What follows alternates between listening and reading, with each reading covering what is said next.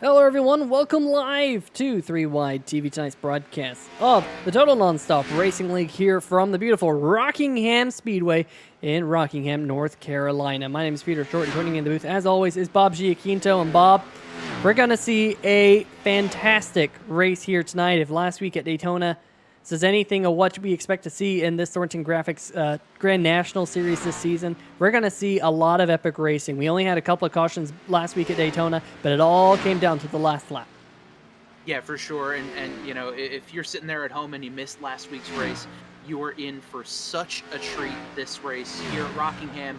It's going to be a good one. And like you said, Peter, a very clean race, especially for a super speedway race last week. And, you know, it's looking to be the same here tonight. Another huge field here for the Total Nonstop Racing League. 29 cars so far in practice have put in a lap, and got a couple more guys there that have not put up a time yet. So this is going to be an exciting race with a full field, and man, I'm ready to get this thing underway. That man right there, Stephen Kegman, was the driver who was able to walk away with a victory last week at Daytona International Speedway. Definitely Stephen Kegman winning, basically coming out of the final corner. Only led one lap last week, but was able to walk away with the win. Yeah, for sure. I mean, he led the only lap that matters coming there, and he didn't even lead the full lap. He pretty much just led coming out of turn 4 through the tri-oval as a couple of leaders got together coming out of 4 on the last lap. Big wreck happened, and somehow Kegman was able to slice and dice his way through the wreck and was able to be the first car to the line there. And, we were talking with him last week, basically saying, was this expected? Was this unexpected? He was pretty much saying, he didn't expect to win, and especially in that fashion. And, it's awesome to see a guy like Kegman get the W here to kick off the season. Yeah, that is for sure. We jump over now into the qualifying session. Of course, the qualifying session here at Rockingham Speedway, only 2 laps to go out there and turn your best lap to try and pick up the pole here tonight. And one of the drivers already out there on the racetrack right now, coming out of turn number 2, is the number 4 of Drew Himmelman, and he's going down that backstretch there, Bob. They call that Thunder Alley back there. We're going to see a lot of loose race cars coming out of turn number 2. Really looks pretty slippery out there, and should be a good one for the fans back at home. I heard a lot of good things about the setup here tonight. Of course, we do run a fixed setup here in the Total Nonstop Racing League, and all the drivers really enjoying this racetrack. For sure. I mean, coming out of turn 2 rather here at the Rock, always treacherous, very slippery. It's an old surface, so really not a whole lot of grip. You really have to fight to find some sort of traction here as we ride on board with Himmelman. He's going to cross the line. First time up on the board at 23.6. Decent lap so far, as a couple more drivers are able to put up some time on the board. Yeah, one of those drivers is the number 8 machine of Ricky Williams. Had a good showing last week at Daytona International Speedway in this number 8 machine. Currently P2 on the board, about 0.4 of a second behind Drew Himmelman there, who absolutely a blazing lap time of 23.653. Now Tristan Maher in the number 98 going to jump up to the second position on the board as you start to see those lap times start to come in. But one thing I'm noticing here, Bob, is a little bit of cloud cover over the racetrack right now, and that will help some of these drivers with that lap time. Yeah, for sure. You're going to get a little bit more grip, a faster track there with the cloud cover coming in. So couple of these guys waiting a little bit later on in the run. It's kind of something similar we saw with the actual real life NASCAR Cup Series, where when they were doing group qualifying, they would wait as late as they could to try to get the optimal weather conditions. And so far for these drivers who haven't put a time up on the board yet, with the clouds rolling in, could be a little bit better for them. Yeah, absolutely. You see Garrett Gleason in the number 7 machine. He has yet to turn a lap time in the number 7 mobile. That's because he is a late addition to the field. He was rushing home to get to the start of this one. Looks like he's finally done so. And speaking of going out there on the racetrack, rushing, Looks like Ben Izinga in the number 17 machine, a 23.448 to jump to the top of the board. In fact, we had a couple of drivers there. Look at Andrew Himmelman. He's dropped all the way down to 7th. So we had a couple of those drivers use that cloud cover to their advantage. And Ben Izinga, the number 17, currently on the provisional pole with about 2 minutes left. And one thing that we always talk about when we come to this racetrack, Bob, is the tire wear. This is a very old racing surface, and tire wear here is going to be something that is going to be also important for a lot of these drivers here tonight to manage their tires over a long run. Yeah, for sure, Peter. I mean, this is one of those races, and again, with the Total Nonstop Racing League, there's only 2 sets of tires in the pits for these drivers, so 125 laps on 3 sets of tires in total. It's going to be tough, and it's all going to come down rather to how these drivers can save their tires, keep some fresh rubber out there on the car, and just try to keep it on and keep it going in one piece. Try not to lose too much grip, slide up, get into the car, and end your day, all because of the racing surface being so rough and abrasive on these tires. Here we are on board with the number 77 of Dave Harvey as he's working his way around here in qualifying, going to try and get a good qualifying lap time. Of course, Harvey had a podium finish last week at Daytona, and again here tonight looking for a good finish. He's going to jump onto the board with a good lap time, going to be good enough for the 7th position right in front of Chad Mikas in that number 25 machine. Harvey there smacking the wall though, coming out of turn number 2 on lap number 2, and I gotta say, with the tire wear at this racetrack, it is pretty much one and done for the remainder of the field. There's the number 97 machine, Mike Floppy Tellier, all the way down in 22nd right now. Did not have a good lap time, period. He is going to be tail end of the field here. 29 seconds left in the qualifying session. The racetrack has gone quiet, but it's going to be as much as these drivers racing the track tonight, Bob, as much as it is about racing one another. This racetrack can go out and grab you. Yeah, for sure. It'll come out and grab you. And like we were mentioning earlier in this broadcast, coming out of turn 2, the track is going to be real slippery, really abrasive as well. So if your car is sideways, you really need to hold on and try your best to not, grade up the tires as much as possible. The surface, a lot of people say this about Atlanta, but I feel like the Rock as well, where the surface is kind of like a cheese grater, where you take that cheese grater and just rub it up against the tire, and all these bits and pieces will fly off of it, and it's basically what's happening here out on the track. And 125 laps on these tires, it's going to be wild for sure. That it will be, and I think it's time to go through tonight's starting lineup for this one. 29 starters, so we're going to kind of have to rush our way through the field for the start of this one. Ben Izinga in the number 17 NOS Energy Drink Toyota Supra, going to be starting on the inside of row number 1, picking up the pole, and alongside him, Jason Freeman, who's been on an absolute tear here on 3Y TV over the last couple of weeks. On the inside of row number 2, Chris Stewart in the number 49 machine, that Jeremy Mayfield inspired number 49 right there. At least I gotta say, it looks like a Jeremy Mayfield car from back in the early 2000s. He'll be starting alongside James Orello to his outside, always fast here on 3Y TV. On the inside of row number 3, starting in the 5th position, Joshua Sobel there in the number 57 Stay Tuned Sports Chevy Camaro, and alongside him, Jason Gracias, your reigning series champion. Row number 4, Dave Harvey, and the number 25 of Chad Mikas, and rounding out your top 10, DeMarco Starks and Andrew Himmelman. On the inside of row number 6, starting in 11th, the 99 of Philip Scott, and on his outside, his teammate, the 98 of Tristan Maher in 12th. In 13th, taking a look on row 7 on the inside, the 70 of Chris Darling, and on his outside, starting 14th, is the 50 of Bill Edwards. Next in row 8, the 8 machine of Ricky Williams starts 15th, and on his outside, the 86 of Jeff Wyatt. On the inside of row number 9, number 38, Vincent Valvano. He'll start in 17th, and next to him, the 11 of Billy Thornton. And rounding out the top 20 in 19th, the 41 of Tony Lucarelli. On his outside, the 3 of Steve Rada. And then on row number 11, the 24 of Mashburn and Mike Floppy Tellier.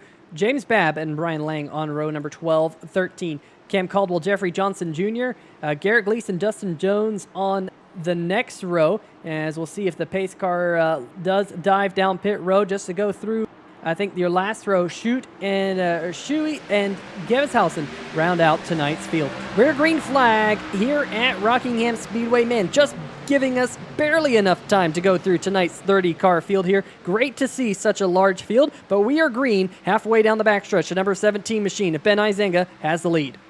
What a great start there by Izinga. Is able to get the jump going into the turn, and he's already got a pretty decent lead there on Jason Freeman starting second, who's starting on that outside pole. Yeah, that number 17 machine, he is going to be a tough one to beat here around this racetrack. Definitely has had a lot of pace both in practice and qualifying.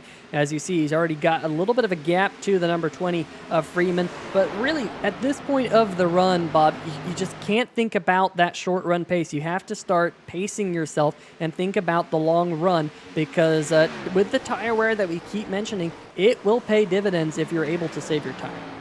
For sure. Conserve throughout this race. You have to. If you want to try to keep your car in one piece, keep your car fast ahead of wherever you want to be out there on the racetrack. These tires, again, just will not hold up, putting in all the pressure on your car as the start of the race, because let's face it, you're not going to win the race on lap one. You have to go 125 laps and just try to conserve as much as possible. Here's a battle for position just inside the top 10. That's the 77 of Harvey's. Oh, we got one car. I think that's the number 99. No, it wasn't the number 99. Who was that that's around there on the backstretch? We'll see if we can get that sorted out. Was that the number 98? It was the number 98. Yeah, Tristan Mayer. I thought it was the number 99, but that is definitely the number 98 machine. Now let's see if we can go back and get this one here on the 3-wide TV replay. That car was off the racing groove, Bob, so we didn't get a caution, but that's definitely a lot of damage there on the number 98 of Tristan Mayer. Yeah, tough break this early in the race. Looks like the 77 got out of position there. The 98 got up out of position as well, slapped the outside wall, came down across the track, slapped the inside wall, spun around a bit and kept going. Obviously great for the racing as there's no caution, but man, such a tough break there for the 98 of Tristan Mayer. Yeah, that is not the way Mayer wants to start the night. Also, we got the 28 of Jeffrey Johnson Jr. there. He is currently being scored one lap down. Came off pit road there after the green flag, so not sure if he wasn't able to make the grid or something else, but right now Jeffrey Johnson Jr. being scored one lap down. Kyle Geveshausen in the number 44 machine. There he is also off the pace, running that number 44 mellow yellow scheme.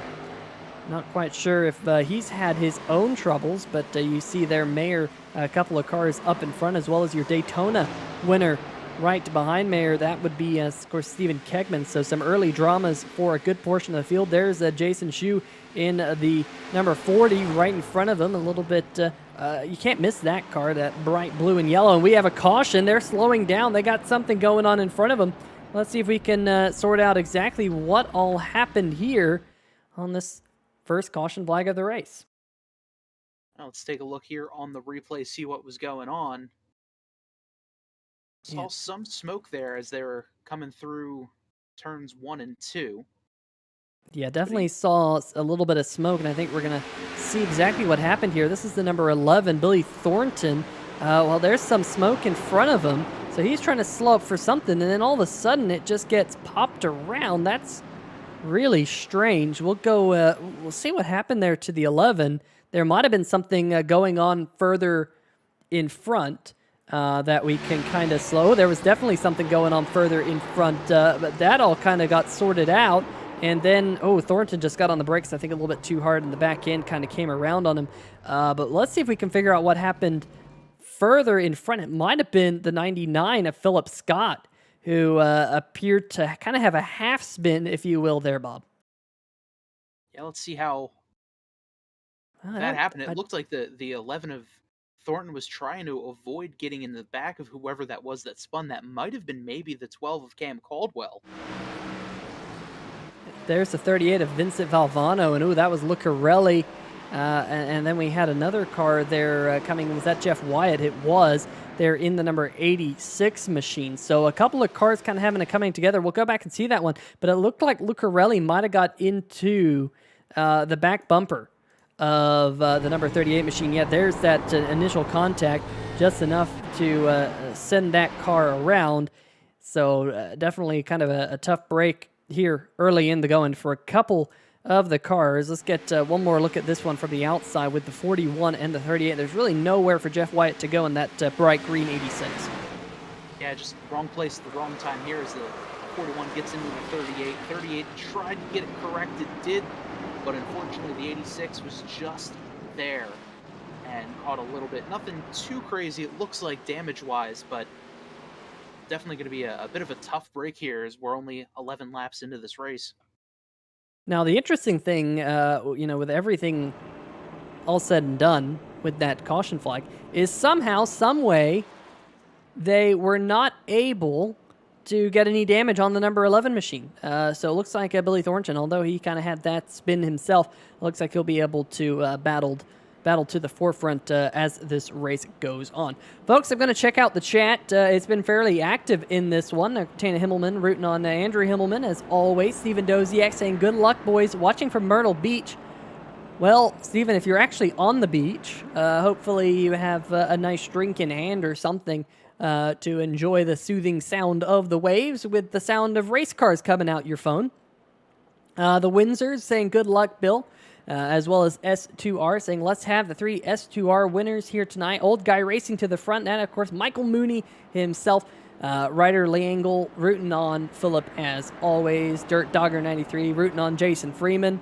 Star of the broadcast so far, Peter Short, but I think that Jeff Wyatt will surprise everyone here tonight yet. That bright green number 86 machine of Jeff Wyatt, you can't miss it, folks, on the chat. Even though it's a little overcast right now, that green will absolutely pop.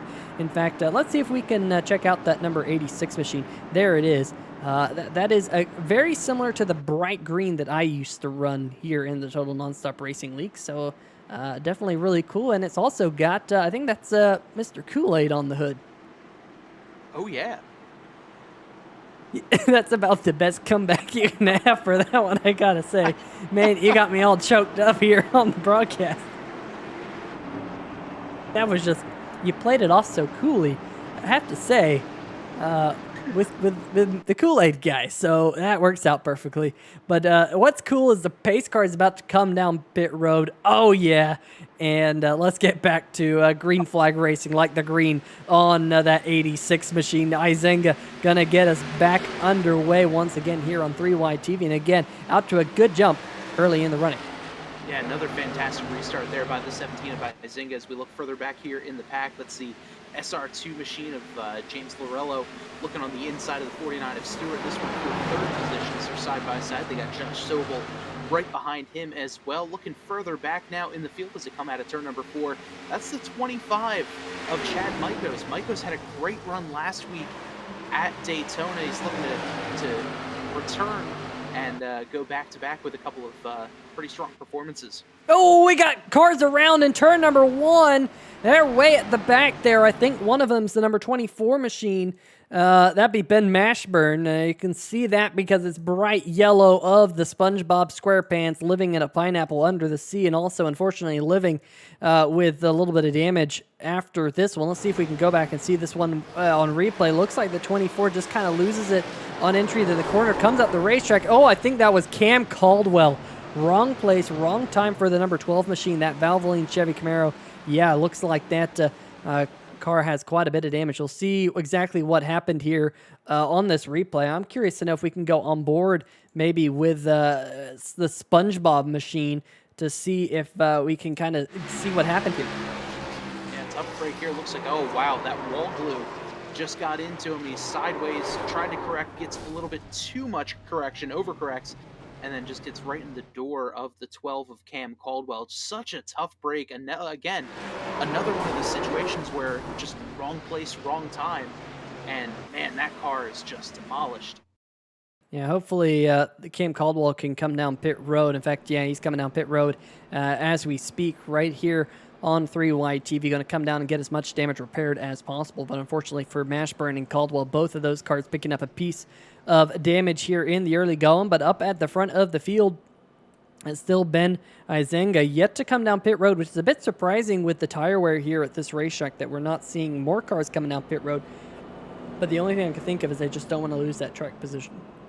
Yeah, for sure. I mean, track position is definitely going to be important here, Peter, as the race goes on. But also, don't forget we have a stage break coming in at the conclusion of lap 30. So I'm sure maybe this is even something where the guys are saying, "All right, haven't had too many green flag runs. Let's try to feel out the car. What do I need? Is there maybe a wedge adjustment or something like that that I can make for the car?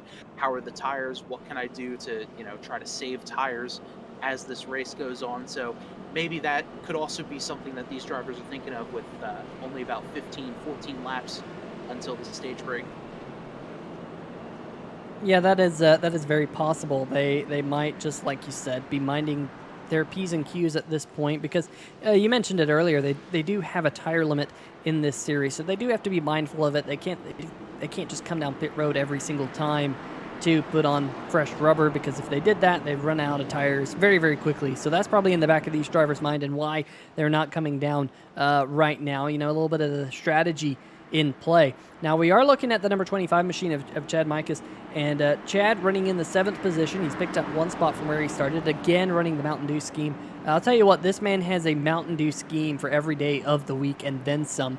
If you look at his Big Evil Designs schemes, he has thousands of Mountain Dew schemes. He's always concocting a new one, and it's very cool to see this one out there on that number 25 machine here tonight. Definitely one of the more talented painters here in the series. We'll get back to that, though, at some point, I'm sure, because Ben Izenga in the number 17 machine going to lead us back to the green flag once again. Back running as he dives off into turn number 1.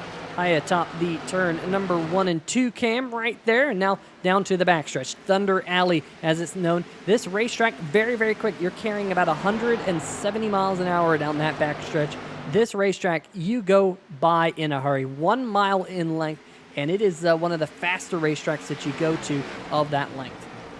Yeah, and it's crazy to me that these guys are getting up to 170 miles an hour in such a short time period because, it's just absolutely crazy to see that. These guys are really talented drivers, and it's crazy to see them stick it in there with very little grip and try to actually keep a lap going on these things. Man, that's tough. Yeah, you watch that speed down there in the bottom left-hand corner of the screen, up to about 165 here. We ride on board with the number 14 of DeMarco Starks, running just inside the top 10, right behind that bright blue Hisense number 77. Harvey having a little bit of a trouble coming out of turn number 2, and DeMarco Starks just going to dive it down to the inside and try and make that pass. He's able to do so. So move DeMarco Starks now up into 8th. Harvey now back to 9th. And look at Drew Himmelman there running at your top 10 currently. Yeah, so far, so good. Some clean racing here that we've seen, aside from a couple incidents where cars were getting a little bit sideways and squirrely earlier on, but just a bit of a feeling out portion right now as we're seeing this race, about 10 laps until the stage break. So everyone just kind of minding their P's and Q's, as you had mentioned. And there you see the number 70, that's Chris Darling, yellow on the hood. He was very, very fast in the practice session, but looks like he might have already gotten a little bit of right front damage on that Toyota Supra, which might be working against him. Meanwhile, up in front of him, Harvey having a look on DeMarco Starks. He's trying to get back that spot that he just lost a couple of laps ago as we're closing in on the one and only stage break at lap number 30. Harvey trying to pick up every spot that he can. The top 5 drivers will be receiving championship points here tonight, and that 5th position is currently held by that man right there, the 57 of Sobel, as it looks like Chad Mikas has picked up another position. He's now up to 6th in the number 25 machine. That thing really digging tonight. Yeah, he's got a bit of a rocket ship there as the caution flag looks like it's come out over the speedway. Yeah, we'll figure out what happened here. And oh dear, it looks to me like they've got a couple of cars coming together on the backstretch. Number 98, Tristan Mayer, and the 44, Geveshausen. Geveshausen comes down the racetrack, and oh man, that's heavy, heavy contact there on Tristan Mayer. Not the first time he's made contact with that inside retaining wall. We'll go back and see if we can see exactly what all happened there, possibly from high atop the blimp cam, if we can dial up that one, because definitely we'll slow this one down, because you got Geveshausen right up there running the high line. You see those marbles up there on the top side of the racetrack, and he was getting close to the wall, kind of comes down the racetrack, and they just have it coming together on the backstretch. And unfortunately for the 98 and the 44, heavy, heavy contact. Yeah, heavy contact, and that's not the first wreck that the 98 has been involved with for tonight. So it's going to be interesting to see if he uses fast repair earlier on in the race. This just might be the killing blow there for the 98 of Mayer, because that was just some hard contact. Now, under this caution, we did have some takers on pit road here. Interesting to see Andrew Himmelman, Philip Scott, Chris Darling, Tony Lucarelli, Tristan Maher, Mike Floppy Tellier, Cam Caldwell, Jeffrey Johnson Jr., Jason Shue, all of those drivers coming down pit road here on lap number 25. So I think what we're going to see here, Bob, is whether this is going to be the stage caution or not, because we're going to get very close to lap number 30. And it would not make a whole lot of sense if we go back green for a lap or two and then throw another caution. But that might happen. We will have to wait and see. Riderly Angle giving a shout out to a great YouTuber. If you've never watched it, Jella's Marble Runs is a channel here on YouTube, and he does marble racing. And Riderly Angle saying, I didn't realize this was Marbula 1. And that's one of the things that Jellies does. So go check them out. Very cool stuff. They're actually doing a winter marble league with winter sports with marbles. Very interesting. It really shows you the chaos, the random chaos that's involved in the world, which is just mind-boggling to me when you think about it. But it's a fun thing to put on. But I will say the pace car lights are off, so it looks like we are going to have a 4-lap sprint here all the way to the first stage break. Can anyone do anything with Ben Izenga? So far, he's led all 25 laps. He will lead his 26th lap this time by. Can he sweep the first stage there, Bob? I really think so. I mean, he's had some fantastic restarts. He's going to get ready for another restart yet again, and it's going to be a good race here for 4 laps until that yellow comes out. Oh man, I was seeing a little bit of wheel spin back there. DeMarco Starks had a lot of wheel spin, jumped up there to the high side. They were almost 3 wide with the number 50 of Edwards trying to go up the middle, but they think better of it here down the backstretch. Still the 77 and the 14 doing battle. Meanwhile, Chad Mikas was able to pick up another spot. He's now up to 5th. That's the last position to pick up championship points here on lap number 30. Just now about 3 laps away. Oh, man, that was a big dive from Sobel. Almost contact there with the 25 of Mikas. They just barely stay off from one another. I know Sobel there trying to get those points away from Mikas, but it's a difficult spot to make a pass there on entry to turn number 1, but Mikas hits the apron there just a little bit. Does that allow Sobel? It does. It gives him an opportunity to jump to the bottom, just about a lap and a half away from the stage break, but 25 sends it in deep into 1. Man, some fantastic racing here. There's Josh Sobel taking a look on the inside. Maiko still has a position coming at it too, but this just goes to show how much one extra bonus point means to these drivers, because that cutoff point between 5th and 6th, you get 1 extra bonus point for the 5th place driver. 6th place gets nothing. So it's really important to get as many championship bonus points as possible now, because it's easier to grab points at the beginning of the season than it is to make up points at the end as we get ready, or as we get closer to the chase. And the 13 of Lorello just made the pass on Jason Freeman. That pass was for 2nd. The caution flag will be coming out here very shortly. I do believe there is the caution. So Lorello, they're able to pick up 1 extra point on Jason Freeman with that last lap pass before this one and only stage break that we have. I want to go back and see what happened to Josh Sobel on the backstretch. It looked like there might have been a coming together there on that last lap with the number 1 machine of Jason Gracias. Let's see if we can see exactly what all happened with this one. Let's see if we can get a good look at it. Coming out of turn number 2. Oh, the 57 hits the wall. Then he goes down the racetrack, gives up the spot there to Gracias, and then there goes Harvey. Harvey going way up to the wall, scraping the wall, bounces off the wall, and there goes the 50 of Edwards, again 3 wide. He's been 3 wide over like 2 or 3 times over the past 5 laps. So Edwards there trying to pick up every spot he can. He finished the stage break down there in 8th. Sobel there just barely finishing in 7th, but wow, that was a pretty action-packed lap. Yeah, just a little bit of chaos there at the end of the lap. And if anything, if the Daytona finish for us last week showed you anything, is that chaos really is the name of the game here, and just some great racing overall that we've seen so far here in this first stage. And now your leaders, Ben Izenga coming down pit road, Jason Gracias, Bill Edwards, and a couple of others staying out here. Kind of like what we expected to see with a couple of those drivers there, Bob, electing to pit under the previous caution before this one came out. So going to be a mixed bag when we go back green here in a couple laps. Yeah, for sure. I mean, if you think about it, if you're one of those drivers that was further back in the pack, really has not much of a chance to pick up stage points, you might as well pit just before the caution comes out, get that track position, try to pick up some laps, have a longer or better long run car for the second half of the race. So, you can't fault a lot of these drivers for pitting early, especially if they didn't have much of a chance to pick up some stage points there at the end. So you'll see the field roll by here past our ground camera, and it's a pretty cool look of the turn number 4. And you see a couple of cars back here at the back of the field. Some of them might have just spent a little bit extra time on pit road to get any damage repaired as possible. But there is the man who led the first stage lap, every single lap, I should say, from green flag to when that caution flew on lap number 30.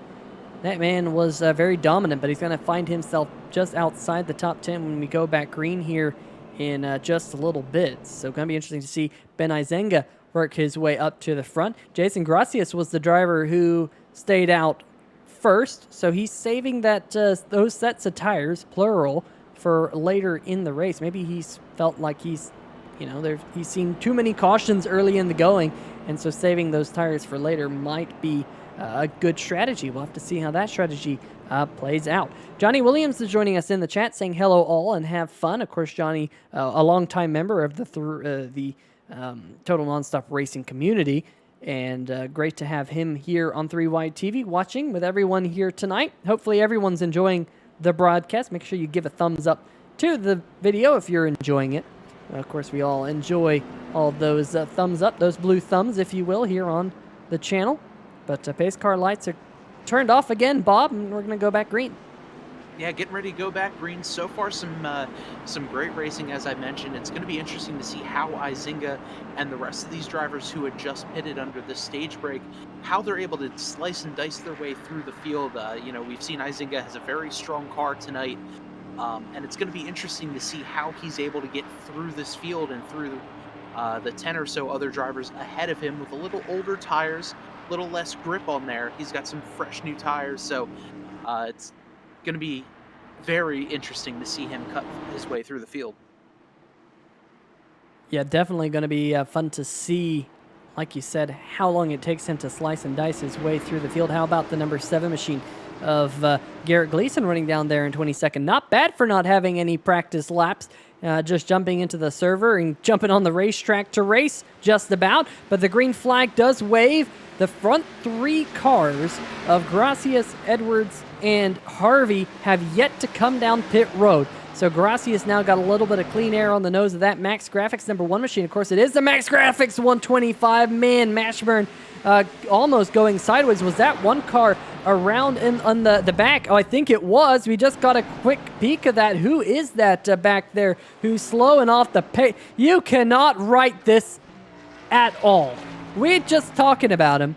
Garrett Gleason is the car that has had trouble. Just mentioning how he's done a fantastic job of keeping that car clean. Well, I spoke too soon. The broadcaster's curse strikes yet again for the 2021 A season. How many times has that happened to us, Peter, last season, where we're saying, oh, someone, especially Garrett, has been having such a great run. Oh, it was a couple other drivers get into him as he bounces off of that inside wall. I believe that's the 28 as well. But, I mean, how many times have we sat there and say, oh, this driver has been having a great night, and then immediately gets involved into some sort of issue? Yeah, it looks like he just got loose coming out of turn number 2, probably on cold tires, and impaled the wall. And like you mentioned, that was the number 28 machine, Jeffrey Johnson Jr., unfortunately making contact with Gleason. So Gleason, going to be interesting to see if he can come down pit road, use a fast repair or whatnot, and looks like he will use that fast repair because that number 7 Manscaped machine got Manscaped by the pit crew, and it's back to 100% strength, but that's his one and only fast repair he gets here tonight on that race car. So any more of that, Garrett, and it's a night over for you, so keep it off the walls, buddy. You know, typically, Peter, you and I will mention the fast repairs, especially at super speedways, because there's always that opportunity for the big one. But it really seems like tonight these drivers are going to have to maybe conserve their fast repairs because of how slick this racetrack is. You know, we've seen a lot of these wrecks, the guys getting sideways through the corner, losing it, and then slapping the wall on either side. So, you know, is this something where you say, okay, I got sideways, I got into the wall hard, it's going to affect my car, but should I save it in case it happens again and I'm going to be, you know, out of luck as the race goes on? Yeah, you know, it's definitely a strategy of when you decide to use that fast repair. If you can live with the damage, by all means, live with it. You know, I'm personally one of those drivers who, if I have a fast repair and I have a car that's still drivable, I try and save it for the last half of the race, but, you know, sometimes it's a throw of the dice of when to use it. Sometimes it's better to use it right there and then, and sometimes it's good to keep it for the last, you know, 10, 15 laps. I think it really depends on, you know, how fast your car is with damage. If you feel like you're still somewhat competitive, I'd say keep it in my back pocket for later, especially if you know you're on this type of racetrack where you know you have to pit multiple times. It's not like at Daytona where, you know, you might be able to go 30 laps.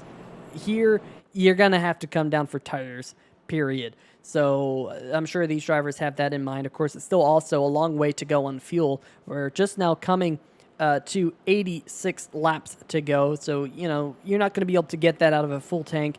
You know, you have to come down pit road. So if I'm one of these drivers, you know, kind of like Tony Lucarelli in the 41 machine, he's, I think, a great indicator. There he is, that Monster Energy number 41. I think he's got a little bit of nose damage still from the contact earlier. Kind of hard to see if he still has that damage. It actually looks like it might have buffed out quite well, or maybe he, you can kind of see a sliver right there in the front of the hood. So that indicates to me he probably didn't use his fast repair from earlier. He seems to be pretty competitive with that tiny bit of damage he has. So I'd just keep that fast repair for later in the race and use it in my final pit stop. Fair enough. Good to see some different strategies out there on the racetrack. You know, we had mentioned the 41 of Lucarelli. This season for Total Nonstop Racing, we're introducing a new initiative called the Shibby Shack Dash for Cash, where we pick 3 drivers who don't normally get a lot of exposure out there on the track as we're getting ready to go green here. Jason Gracias on the pole, getting a really good restart yet again, as he's going to jump out and bring the field down into turn number 1. But we're doing the Shibby Shack Dash for Cash, as I had mentioned, where we pick 3 drivers who don't really get all that much attention, especially in a 30-car field like this. And the top finisher of those drivers is sideways, hopefully able to save it. Oh no, the 12 of Cam Caldwell gets in the 13 of Lorello, and it looks like another caution is going to be coming out. And Peter, like we've been saying, cautions breed cautions. Yeah, and that's like what the number 1 machine wanted to see of Gracias. He continues to stay up there, but the 41 just getting into the back of Caldwell, and Caldwell did everything he could to save it, and then just coming down into the number 13 machine. Also, looks like the number 99 might have got a piece of it. How about the 25 machine there? Doing a fantastic job of Chad Mikas to get around that spinning number 12 machine. We'll get one more look of this one. There's the initial contact, and look at this Tokyo drift out of the number 12 machine. Just unfortunately ran out of space to completely save it. Wow, look at Chad Mikas there in that number 25 machine. We're going to have to go back and get an onboard of that 25. Man, if only he didn't get into the 13 of Lorello, that might have been another candidate for save of the season, as we get an onboard here of Mikas, as we see the 12 just sideways, smoke everywhere. And then, oh, wow, that was even closer from the driver's point of view than it was on the outside camera shot. Yeah, not sure if. Oh, we had more stuff going. What the? Whoa, whoa, whoa, whoa, whoa, whoa. Hold up. Wait a minute. Stuff went down involving a couple of drivers. I got to go back and see exactly what all happened here. But the wrecking wasn't done, folks. We thought it was all said and done, but there was more contact. So let's roll the tape here and see. So the 97's up there, and the 97 and the 41 have it coming together, and then the 57 gets involved. He goes sliding through the infield, but then we got cars behind him. I think the number 20 and the 13 get into it with one another. Let's see if we can go back and see what happened with them because they get involved. Here we go again. There's the 20 and the 13, so they have it coming together, and I think there was more stuff possibly going on behind him. No, looks like maybe they're okay. Maybe they're, yep, okay, so it was just them.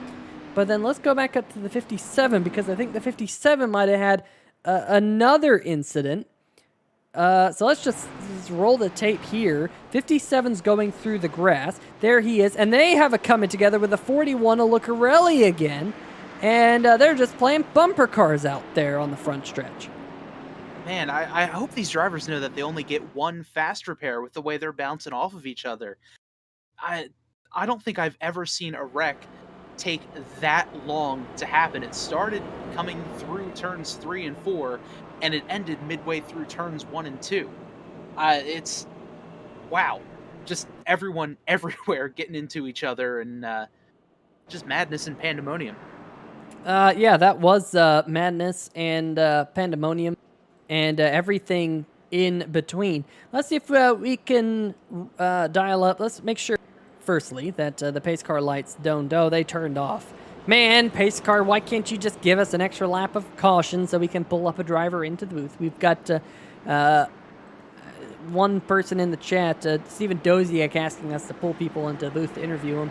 A lot happened under this caution, to be fair, with cars wrecking out of turn number 3 and cars wrecking in turn number 4 and cars wrecking on the front stretch. So maybe next caution, Stephen, but remind us here on the channel to do so. But this has been an interesting one here, just closing in on the halfway mark. A complete reversal of what we saw last week at Daytona, where we had no cautions early in the race. We had a couple cautions late, but here, quite a few cautions in the early running. You know, I'm thinking these drivers just said, you know what, let's get these cautions out of the way first. Let's race for the rest of the race and get going from there and have a bit of a reverse Daytona, if you will, because, man, just I feel like every few laps there's someone sideways getting into another car, yellow flag comes out, and, man, hopefully they're able to just keep it green from here on out. And speaking of green, the green flag waves once again. Jason Gracias in the number 1 machine out. He is yet to pit. In fact, your top 3 drivers have yet to pit in this race. The first driver who has pitted is the number 24 machine, Ben Mashburn, the man who lives in a pineapple under the sea, the SpongeBob SquarePants number 24 machine, right in front of the number 70 of Chris Darling. And then you have to go all the way back to 7th right now to pick up the man who's led the most laps in this race. That's Ben Izenga, the man who started on the pole here tonight in the Total Nonstop Racing League, running right behind Drew Himmelman. That bright blue and orange number 17, running right in front of the 99 of Philip Scott. And behind the 99 of Scott is also one of the drivers who's been working his way through the field, Mike Floppy Tellier. He's up to 9th. He started well back in 22nd, but so far the biggest mover is the number 24 machine of Ben Mashburn. And, you know, one thing to note is Ben Mashburn was involved in one of the wrecks earlier on in this race, so his car slid a little bit. I'm sure he went down and changed tires, so he might have one less set of tires in the pits than the rest of these guys, so he's definitely going to have to conserve tires as we get through this race. Got a little bit of side-by-side racing now for the race lead. We haven't seen much of this early in the race, but Dave Harvey in the Hisense Toyota Camry off a great finish last week at Daytona International Speedway. That Hisense Toyota Supra, remember, he was a lucky dog at one point in that race. He's now got himself up to the front for the first time here today. Got clean air on the nose of that Toyota. Got the number 1 of Gracias right behind him, and then a gap back to the number 50 of Bill Edwards. They're riding in the top 3 of the S2R machine. But then slowly but surely, closing in is the number 17 right there of Izenga. He's got himself up to 6th, just got around the 99 of Philip Scott. Going to go to work on the number 24 Mashburn here shortly. Yeah, Izenga just lurking back there in 6th, but a good, strong run from him so far, as well as the 99 of Philip Scott. We didn't really talk too much about him last week, and this week, much better results so far, running in that top 10, as we see him take a look to the inside of Izenga as we ride on board as a caution comes out. Oh, yeah, it's Mike Floppy Tellier in the number 97 machine. Another driver that we were just seeing the praises of, saying he's worked his way up through the field, running side by side here, coming out of turn number 4 with the 4 of Himmelman, and they just start beating and banging off of one another, and the 97 gets the bad end of that stick and gets turned up into the outside wall. Man, that's kind of a hard one to call. We're going to have to go back and probably go to the blimp cam and slow this one down here for the folks at home. 4 up there of Himmelman running the top side, couple of grooves up, and then the 97 of Tellier. The 97 starts to come up. Maybe he thought the 4 might have been a little bit higher up the racetrack, but then it's kind of just a pinball bouncing off the wall. Yeah, it just looks like the 4 bounced off the wall, got back into the 97. And yeah, that just looked like, wrong place, wrong time for the 4. The 97 didn't really know where the 4 was. Thought he was a little bit higher up on the racetrack, like you had mentioned, Peter. But just a tough break for both of those drivers. Yeah, there's that contact, bounce, bounce, bounce, and then you can see Himmelman wasn't trying to turn or anything like that. He was definitely trying to stay off of, just with the way the car bounced off the wall like that in iRacing. That can happen.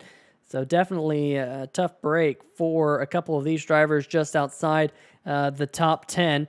We'll go back and see this one here from the turn 4 camera, and you're going to see this all happen right there. Bounce, bounce, bounce. And it goes pretty much all the way down to turn number 1, but a couple of cars, again, just barely missing that one. How about your Daytona winner, the 22 machine of Kegman? He had to do some pretty epic wreck avoidance. Let's see what happened here, man. He had to go, oh, man, right into the grass down there, doing a little bit of rallycross in that South Points Casino and Hotel 22. But we're back under caution, and it looks like we have had some other takers on pit road, including the number 1 machine as well as the number 77. So both Harvey and Gracias pitting with, of course, Drew Himmelman in the number 4 machine. Let's check on that number 4 machine, see if he's got any damage. Looks like he used a fast repair on that Auburn University machine. How about Mike Floppy Tellier? How's he doing? Did he use a fast repair? He's not used a fast repair. So now the big question is going to be, does he have a fast repair left? Because that car is very tore up. Yeah, I'm not remembering him getting into an earlier accident, so I would assume he still has a fast repair let up. Maybe that was just a situation. There he goes, as he uses the fast repair there, as the front and rear bumper covers miraculously appear back on his race car. So there's our answer. There is our answer. Let's see if we can pull in one of these drivers in the field, because we might be able to do it here. These caution flags are relatively quick around this racetrack. Let's see if we can get a quick word here with Chad Micas quickly before we go back green. Chad Micas, Peter Short up here in the 3 White TV booth. You got a copy? We'll try that one more time. Chad Micas, Peter Short, 3 White TV booth. You got a copy? Yes, sir. Got you loud and clear. Well, I'll tell you what, we're about to go back green, so we're going to have to make this short. But it looks like you need a new pair of underwear after missing a couple of those accidents out there. Pretty crazy here in the first part of the race. Yeah, just guys kind of sending it really early, I think, especially on these restarts. It's just getting a little crazy. So trying to take it as easy as I can just to save this thing. Don't want to use a fast repair before halfway, so just want to be clean here until the end. All right, well, we'll let you get back to it as the pace car now down the backstretch. Best of luck there, Chad. Thanks, buddy. Appreciate it. Good to talk to you. All right, well, we'll let him get back to it, as I said, and we'll let him get focused on the task at hand, and that is to get to the front. That spot currently held by the number 50 of Bill Edwards, now the only driver yet to come down pit road here in the first 55 laps. He's got a bunch of cars around him on fresher tires. It's going to be a fun restart, Bob. Yeah, it's going to be a fun one, but look who's restarting on the outside of row number 2. Our pole sitter, the 17 of Ben Izinga, has had a very strong race so far. As the green flag is out, Bill Edwards is going to jump to the point handily as they sail off in turn number 1. Yeah, Ben Izinga now getting challenged by the number 99 of Philip Scott.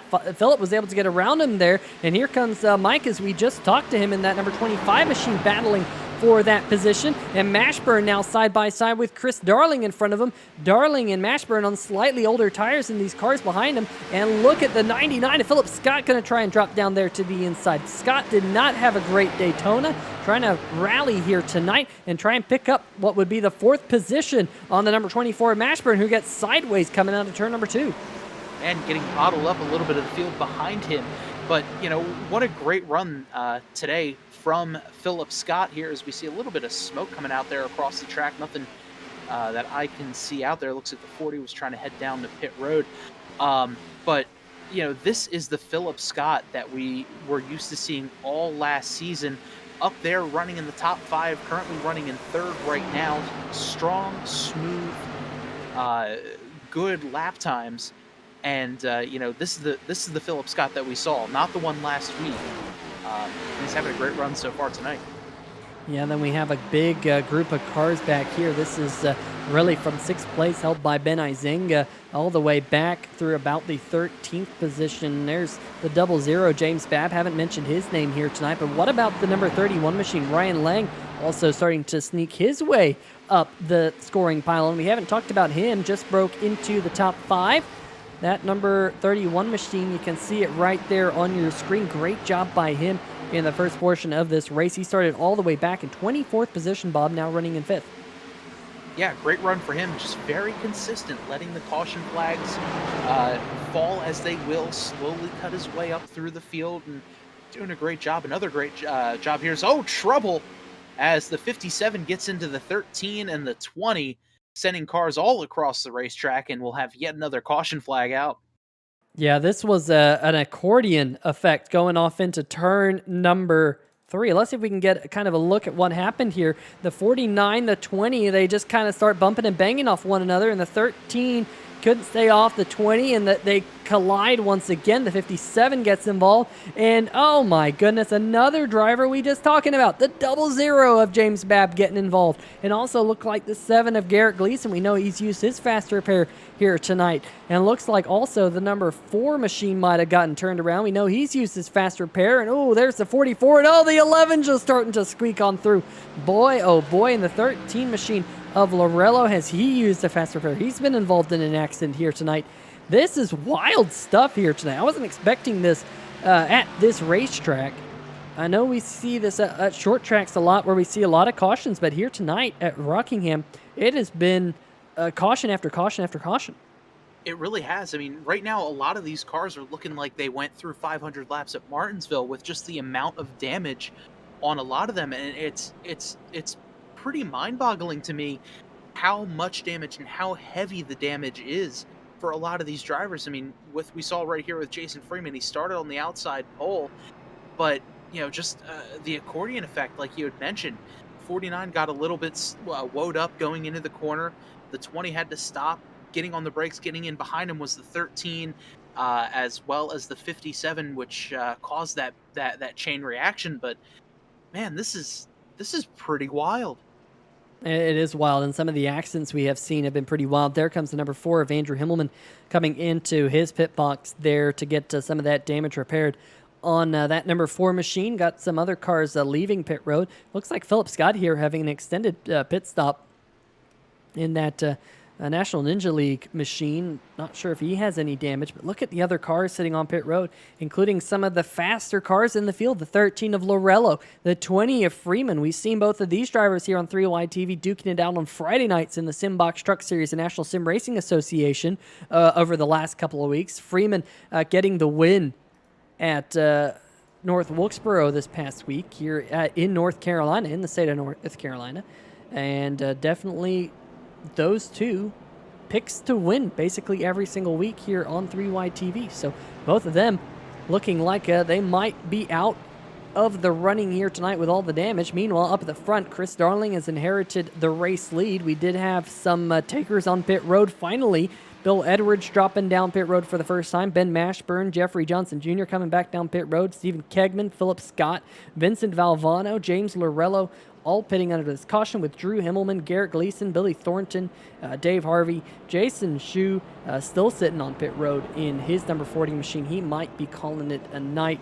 But wow, what a crazy night it has been here at Rockingham Speedway. Night and day from what we saw last week at Daytona. Let's bring up the race summary down there. 8 cautions for 29 laps here in the first half of the race. In fact, I say first half of the race because we just now crossed over the halfway mark. Yeah, 8 cautions for 29 laps now make it 30 of the 64 laps that we've ran so far. So for every lap of caution, we've gotten 1 green flag lap. So, I mean, if you're a driver up towards the front of the field and yeah, you might be a little bit frustrated with the amount of cautions that we're seeing tonight, but you're also sitting there saying, hey, these laps under caution, I'm saving tires, I'm saving fuel. This strategy might wind up playing into my hands if the race continues to be as crazy as it has been so far. Ben Mashburn doing a little bit of tweet and driving, joining us in the 3 Wide TV chat, saying this is great fun. Well, hopefully you're having fun because there are some other people out there who are seem like they're playing pinball more down the back stretch or the front stretch rather than racing. I like pinball myself, but racing and pinball don't mix very well. Ben Adams in the chat as well, written on Andrew Himmelman. I did see TJ Buck in the chat as well here on 3 Wide TV. Hopefully you guys are having a good evening, and hopefully we can have a good evening here as well. Hopefully we can get a little bit of green flag racing because the green flag is back in the air, led by Chris Darling in the yellow transportation, number 70 machine. Going to drive it off into turn number 1, right in front of Chad Micas, who has now got himself up into second. We heard him talk about trying to bide his time just to try and get to the front. He's got a good run coming out of turn number 2. Could he make a move for the race lead here going off into turn number 3? Great run there going into turn 3. Takes a look on the outside, thinks better of it as they get down the front straightaway. Oh, here comes Maikos on the outside of Chris Darling. At the line, Darling has it, but as they head off down into turn number 1, Maikos trying to take the long way around the track and try to get the lead, but Darling still holding strong as he'll keep the lead coming out of turn number 2. Yeah, that inside groove in turn number 1 and 2 is very important for the grip levels of these cars, as well as turn number 3 and 4. That yellow line is usually your friend here at this racetrack. This racetrack really likes you to be right down where they are right there. Great job showing the viewers what you have to do to run around this racetrack. Meanwhile, turn number 3 and 4, you want to be right down there on the yellow line, right where Chris Darling is. You see that number 25 machine try and get that yellow line on exit to get a little bit of grip. Does he have a run? Does he have a nose? He might not have a nose, but he's got the nose of Izenga all underneath them, behind him, behind that rear spoiler, trying to loosen him up. But looks like for now, they're going to be able to stay single file. But really, this is the best battle for the race lead we've seen all night. And when you're the leader like this, how nerve-wracking is it when you've got a guy who's just pounding on your bumper cover saying, hey, let me in, let me in. How much mirror driving are you doing versus driving out the windshield at a track like Rockingham? You are just focusing on your apexes at this point of the run. The 70 of Darling, he knows where the grip level is here around this racetrack. As you see Ben Izenga, your pole sitter, and the driver who's led the most laps here tonight, dive off into turn number 1, almost contact.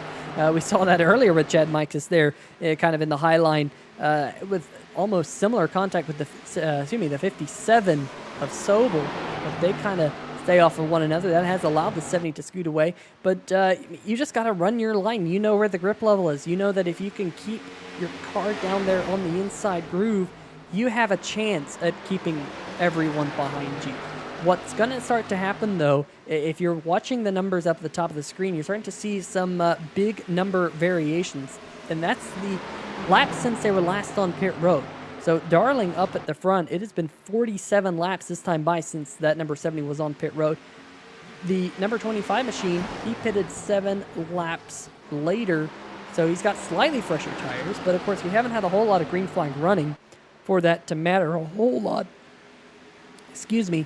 But well, we're going to start to see whether or not these tires make a difference here over the next, I'd say, 5 to 10 laps.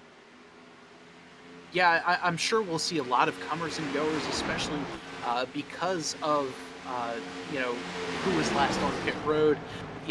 Who's driving the tires a little bit too aggressively, having a lot more tire fall off. But some great racing here as we see the 97 make a move below the 3 of Steve Rada, as he's looking like he's getting a little caught up on the outside line, letting the rest of the field get around him. As we're watching now the 50 of Bill Edwards come out of turn number 4. Now, Bill Edwards actually came down pit road under that last caution flag, as did Philip Scott in the number 99 machine. And Philip's already got himself all the way up to 6th right now. And Philip's running the fastest lap times out there on the racetrack. We'll bring up kind of the last lap times that these drivers ran. And I'll tell you what, that number 99 is about 0.4 of a second faster than your race leaders right now on those fresher tires with 50 laps to go. Now, that could be a big benefit to that 99. I'm just looking at the live timing and scoring. He has pitted twice, so I don't know if he's on his final set of tires yet or not. He might be, but that number 99 currently really tracking down the cars in front of him. Yeah, then that just goes to show, like you had mentioned, how good these fresh tires are. But, at the same time, you have to worry about tire conservation. Am I burning my tires off too quickly? What am I doing here? But, man, Philip Scott is a ninja on a mission here as he picks up the 5th spot over the 49 of Stewart. Yeah, and this time by, we'll just be able to bring up the graphic where we'll be able to kind of show you what the relative pace to the 49 of Chris Stewart, who's also done a fantastic job there in 5th. Excuse me, Stewart's now in 6th. But Ryan Lang running now in 4th position. You can see last time by Philip Scott, he had to deal with a little bit of traffic trying to get by Stewart, and he was still 0.2 faster. Now you can see he's all over the back bumper of Lang trying to get that position. It's like watching him driving a rocket ship while everyone else is driving a Model T. I mean, just so much faster out there with fresher tires. And watching him slice and dice through the field is just quite impressive. The only thing that's going to work against Philip is if he's already on his final set of tires and we get a couple of cautions, because we've seen here how much faster he is. Well, if everyone else is on fast tires, then he's going to be the one who's driving the Model T at that point. So it's going to be interesting to see how it all pans out. This is the longest green flag run I think we've had of the race. That bodes well for the field. Maybe everyone's starting to kind of get into a rhythm, kind of feel out the car and starting to understand, hey, this is the boundaries of the car when you're racing around other people. So that's definitely good to see. There's the number 49 machine of Stewart. He's actually closing in just a little bit on the number 31 in front of him. So that's going to be a good battle. We're going to have to keep an eye on that. And how about the number 50 of Edwards? He's closing in on your reigning series champion, the number 1 machine of Jason Gracias. This would be a battle for 7th out there on the racetrack. Bill Edwards, he only pitted for his first set of tires under this last caution, so he has an extra set of tires sitting on pit road, and he's starting to make good use of that fresh rubber, moving now up towards the 7th spot, just trying to wait for that opportunity to get around that number 1 machine. Not able to find it just yet, though. Yeah, Bill Edwards definitely has himself in a bit of the catbird seat so far, an extra set of tires in the pits. Fresh set of tires right now. He's able to slice his way through the field, much like the 99 of Philip Scott, as we see right now a battle for the 5th position between Lang and Stewart. Stewart on the outside makes some pretty decent work of the 31 of Lang. Yeah, he was able to get on by him, so move Stewart back up into the top 5. Meanwhile, we're watching Ben Izenga in the 17, Philip Scott in the number 99. And here comes Philip Scott, but Izenga's got to run on the 25 of Micah's, and Izenga going to drop to that low side, so that's going to hold the number 99 up just a little bit. Darling out front is scooted away to a 2.5 second lead. Mike is flirting with the outside wall. Scott trying to go 3 wide down the backstretch. Izenga says not so fast, and now Izenga going up the racetrack, putting Micah's all the way up against the marbles up there at the top side of the racetrack. That might allow Philip Scott to get a 2-for-1 here. Man, some fantastic racing there. And what a smart move up there by Scott. Let the 17 and 25 battle it out a little bit. When he sees an opening, he doesn't. Oh, the 17 gets into the wall sideways. And bounces off the inside wall. I'd be surprised if there's no caution, as the caution does come out. Man, what a tough break there for Izinga. After some great racing, just got caught up into the wall and took him out. Yeah, we're going to put this one on slow motion here, and the 17 just making contact with the wall, and unfortunately he just goes down the racetrack again. Chad Mikas almost being involved in another one. We've seen that here tonight with Mikas just having to get around a couple of big incidents, but unfortunately Izinga getting the bad end of that stick, and we'll go back and see if we can get one more look of this one from high atop the blimp cam coming out of the corner. This is just a tough one because the number 17's up there. The number 99 might have hit the apron a little bit, starts washing up the racetrack, and they just run out of racetrack up there on the top side of Thunder Rally. And unfortunately, that number 17 definitely getting a little bit worse for wear. Your pole sitter here tonight, here with just 39 laps to go. Man, just a tough break there by the 17. A couple of questions in the chat. Ben Adams asking if Izinga has used his fast repair yet. I don't believe he has.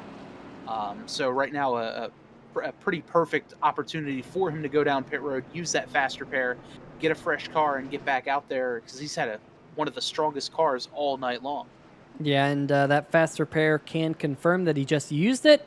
So he will get back out there on the racetrack with a full-fledged race car, and that's the good news. The bad news is he's going to lose a lot of track position in that whole ordeal. There you see the 57 of Sobel going on by, but we'll say up at the front of the field, Bill Edwards in the S2R number 50 machine over the number 20 of Jason Freeman. Edwards elected to stay out here, which is not surprising considering he was out there on the racetrack, but the big question's going to be here, Bob, is we had a decent number of green flag laps there. And of course, the number 50 was on those slightly older tires. Now, he was closing in. Good job by the number 50, because he was closing in on that battle for what was the second position before all that chaos went down. Was he saving his tires, perhaps? What's it going to be this run to the finish? Is he going to come down and use that final set of tires? We don't know. But personally, it doesn't seem like tire wear has been as important as I expected it to be here tonight. And I'm a bit surprised he didn't come down pit road under this caution flag. Kind of, be with the leaders, do what the leaders did. But he's off strategy now, and that might work out for him. We'll just have to wait and see here on the channel. Ben Adams hanging out in the chat. Ben Mashburn saying this is still great fun. Hopefully it's when we're under green flag. We got other people in the chat. We got... Arbuthnotblob. I hope that's how you're supposed to pronounce that. Arbuthnotblob. Let us know. Maybe, maybe not. Of course, Logie Bear and Ryder Lee Angle still hanging out, saying, oh, that was close for Phillip. It was. That 99 able to sneak through. Well, actually, good. Okay, Arbuthnotblob. We will have to we'll have to get that one figured out and get used to that one. We also got the number 57 in the chat, Josh Sobel. Sobel saying, hi, Mom, in the chat. Dirt Dogger 93 rooting on Jason Freeman. Tana Himmelman rooting on Drew Himmelman. And Ben Mashburn, as always, saying, hi, Bill's mom. One thing about Bill Edwards, his mom's always watching, whether it's a Twitch stream, a stream here on YouTube. Bill's mom is watching everything, whether he's driving a GT3 car, a GTE car, NASCAR, whatever. His mom is always watching. So great to have you here again on 3 Wide TV, as always. Green flag about to come back in the air as the pace car heads down pit road. And it is Bill Edwards, who is your race leader. Bill's mom, get up out of your seat, rooting on Bill, because he's already out to a big lead. And my goodness, this is a big stack up right back here. Vincent Valvano, the number 38 machine, trying to hold off a hard charging number 70. Man, that's tight coming out of the corner. Mashburn almost got turned back there with the number 13 of Lorello behind, and they all start to scatter back there. Boy, oh boy, this is kind of hard to keep track of because action happening all over the racetrack. Man, they should really call this one the action track. Here is just action all over the racetrack on these restarts, and it only takes one little slip up from one driver to spin his wheels a little bit too much coming out of the corner for the restart, and you see this field just back up so much and get super congested. It's it's amazing that more drivers didn't come together there, especially as we took the green flag. Yeah, definitely. Boy, there's been some very hard racing here tonight. That is for certain. There's the number 1 machine of Jason Gracias. There is the number 99 and Chris Stewart in the 49 machine trying to get underneath Philip Scott. So I got to say, that number 99 machine, remember, Bob, he raced to the front of the field, now starting to work against them because I think he used his final set of tires, and you can see him start to fall back now with these other cars on fresher tires, start to make moves on him. He is dropped now down to 7th, and now coming under fire from the number 1 machine as I'm looking at the top of my screen, and the 97 machine of Mike Floppy Taylor almost pancaked the wall coming out of 2. And, Peter, we had mentioned at the beginning of the broadcast where, coming down Thunder Alley, coming out of turn number 2 is going to be super slick, super hard to control your car. And that's really where we've seen all of this action here. We've seen a lot of cars come up, slap that wall coming out of 2. And, here, as we say that, another car just kind of kissed the wall a little bit. That might have been the 38 of Vinny Valvano. But, it's crazy that these drivers, are having such a hard time coming out of turn number 2. Yeah, and a lot of drivers have just had a hard time keeping the fenders on the car here tonight with all the craziness. There's the number 7 of Garrett Gleason. Might have just kissed the wall, and then back there another driver kisses the wall. That might have been Rada and 24 of Mashburn. Just absolute craziness here tonight. Here comes the number 4 of Himmelman trying to work his way back up through the field. He was just inside the top 10, but he's now got some damage running with Jeff Wyatt there. Got Kool-Aid on the hood of that bright green number 86 machine, now closing in on Mike Floppy Tellier as they head once again down Thunder Alley. Meanwhile, at the front of the field, it's a 3-car battle for the race lead. Edwards holding on to it for right now, but Darling wants it. Chad Mike is also there in that Mountain Dew machine. So remember, all the people back at home, Edwards is on older tires. He's not been on pit road for 35 laps. Darling pitted 10 laps ago, so we're starting to look as a caution flag comes out. That's going to change everything. Let's see if we can sort this one out because there have been a lot of sorting out tonight. Yeah, you can say that again. Let's see what the cause of this caution is going to be. Yeah, trying to see if I can sort this one out. I can't exactly see anything just yet. Trying to look at some of the stationery. Ooh, I think I might have found it. If this is what I think it is, it's kind of odd that this brought out a caution, but we'll kind of play it here. 97 of Mike Floppy Tellier goes off into turn number 1 and 2. Garrett Gleason kind of puts his nose in there. Tellier kind of comes down, saves the car. And that's enough to bring out a caution. It's kind of crazy. We've seen some cars pancake the inside of the wall on the backstretch and absolutely obliterate the car with no caution, but that was enough to bring out the caution for this one. And that's really going to change everything because I believe our race leader, the number 50 machine of Edwards, is going to come down pit road. There he is. You can't see him behind his pit box, but still behind his pit box. There we go. Looks like he's going to get his final set of tires on. He'll have the freshest tires, but he's going to be mired back in the pack. He's currently being scored 22nd there, Bob. Wow, yeah, 22nd in a 30-car field. He has the freshest tires, like you had mentioned. He had that one extra set because he didn't hit until much later on in the race than the rest of the field did. So it's going to be interesting to see him slice and dice his way through the field. But looking up here towards the front, Chris Darling is going to inherit the lead. And, earlier on, we saw him jump out to about a 2.5-second lead before another caution that came out earlier. Yeah, can't say enough about the top 5 here tonight. Really, this top 5, in my opinion, has been the top 5 to beat with Darling, Maikos, Stewart, Lang, and Izinga. Those 5 cars have just been lights out quick for the whole field. Also, good recovery by the 00 machine, James Babb. There he is, currently running in the 8th position. He was turned around in the outside wall at one point, not all too long ago. And DeMarco Starks in number 14 machine running right behind him. There he is. He's also got himself back up into the top 10. Philip Scott has slid all the way back to 10th on those older tires. So his tire strategy, I don't think it's working out the best it could have, running right in front of the number 86 of Jeff White, one of those other Ford Mustangs in the field.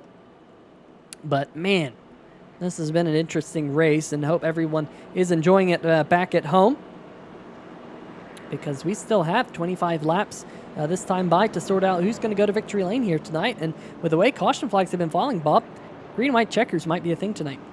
Yeah, we had a green-white checker, a couple green-white checker finishes last weekend at Daytona, and yeah, like you had mentioned, the way these things are falling right now, we very well could see another green-white checkered finish for tonight's race. And Peter, I know earlier in the race I didn't get to finish mentioning the Dash for Cash and our Dash for Cash drivers.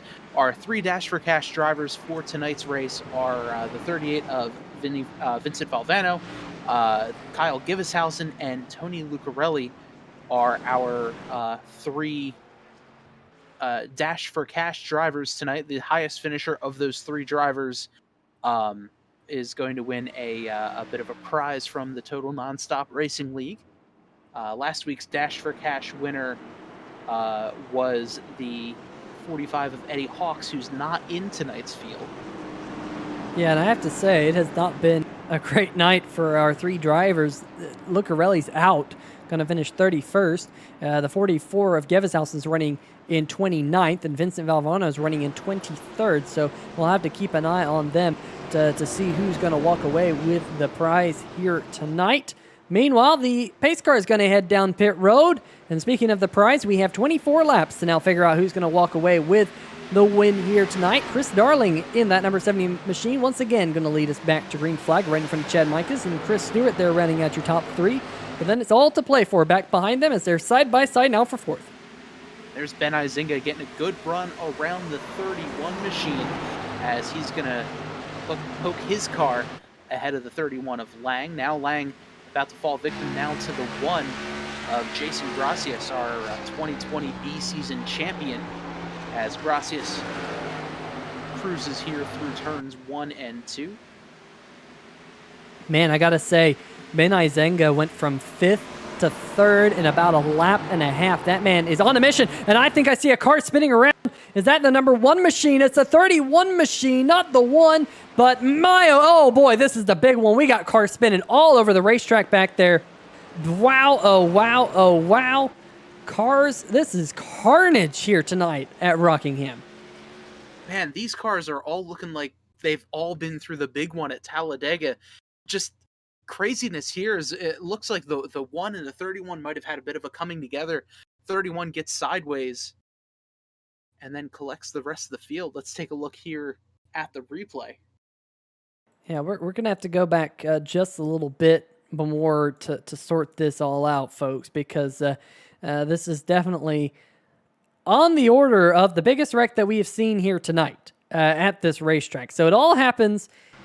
We'll roll the tape, going down the backstretch, going off into turn number 3. There's the contact.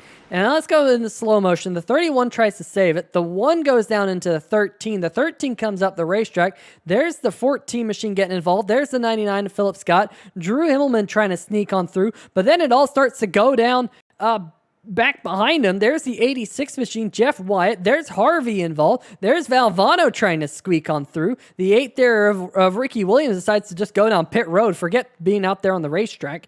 So, wow, that is a big one. There's the number 39 machine. We haven't really talked about Dustin Jones here tonight, but he's turned around in the Busch machine. A quiet night here at Rockingham's probably a good night with how many accidents we've had, but unfortunately, that 39 machine definitely looking worse for wear.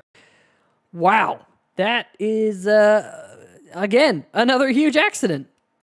Yeah, and it's one of those things where, it's an accordion effect, like we've seen a few other wrecks earlier where, the guy that initially causes the chain reaction doesn't necessarily get caught up in here as we ride along the 39 machine here. So just accident happens in front of him, and man, just nowhere to go. Runs into the back of the 86 of Jeff Wyatt, and it's pretty much on from there. Yeah, and there's Lorello. Boy, there's just so many accidents here tonight. And this one really taking the cake, in my opinion, out of all of them, of being just a big collision. And that 13 machine, he went for a ride, kind of getting pinballed. Oh, man, look at Valvano there coming in late. Just cars scattering everywhere for this one. And I'll tell you what, this is going to be a fun one because we have a camera situated in turn number 4. Let's see how our camera fared in turn number 4 through all this madness. And what did you, boy? Wow. There was a lot of spinning race cars. How about that? And then turn number 4 came. Oh, man. You hate to see it. You hate to see it, folks. That was just a parking lot here in Rockingham, North Carolina. Turn number 4. Jeez. Wow. That is. We're just gonna have to let this all unfold right here in our turn 4 camera. Start the carnage, and it's just cars going everywhere. Man, I honestly, I don't think I've seen bigger wrecks at Daytona or Talladega. This one was just insanity there. There's really no other way to describe it as just cars everywhere getting into each other and mass hysteria. Go on board with last week's race winner from Daytona. He squeaked through the massive melee right at the end of the race to get the win. This is the 22 of Kegman trying to squeak his way through. Oh, man, he was almost through it. And Jeff Wyatt there just coming down. It wasn't really anyone's fault. That's how it went down. That's how this race has been. But in all of this madness, folks, we've got this replay from every single angle, and we've almost missed the restart. We haven't missed the restart. We didn't pull a Fox. That's the good news. Pace car heads back down pit road. What will we see next here on 3 Wide TV? Green flag back in the air. 18 laps to go, Bob. 18 laps to go. Hopefully no more carnage that we just saw there with that previous caution. Here, Chris Darling coming out of turn number 2 has a good run over the 25 of Maikos, and then further back in the pack, getting a little squirrely was the 99 of Scott. He's able to keep his National Ninja League car out of the wall, but as I say that, the 14 gets turned around, and a couple other cars come together, and we've got yet another parking lot. Turn number 4. We just need to race Pocono, I think, because Pocono doesn't have a turn 4. We got more cars smoking. Kyle Gevazowski being involved in this one. Of course, he's one of the drivers going for the cash this week. My, oh my, it all started, like you said, with the number 14 machine. Let's go back and roll the tape on this one. We've been doing a lot of rewinding here on 3 Wide TV tonight. And a little bit of a nudge from the 97 on the 14, enough to break him loose. Jeff Wyatt there getting in it. Looks like 24. Mashburn squeaking through the 28 there. Jeffrey Johnson Jr. Unfortunately, heavy contact for him. And just getting into the 86 again. Geez, this has been one wild race once again.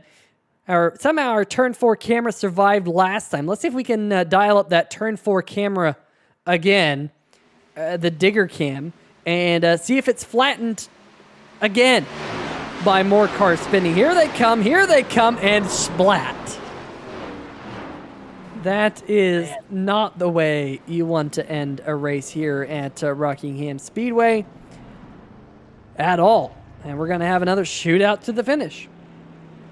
Yet again, and just taking a look at the chat, pretty good interaction between Ben Adams. He's out there asking, "Hey, Ben Mashburn, you still having fun?"